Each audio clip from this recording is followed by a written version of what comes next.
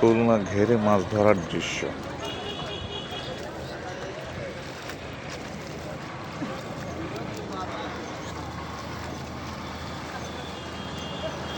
এই মাছগুলো ধরে আবার তারা বাজারে বিক্রি করবে।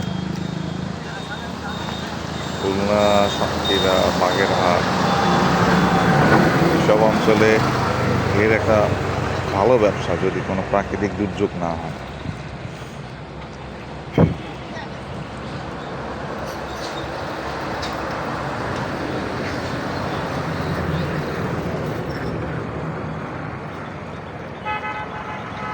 ছোট ছোট পুঁটি মাছ, মলা মাছ এগুলো আসলে খাইতে স্বাদ লাগে না। বাকি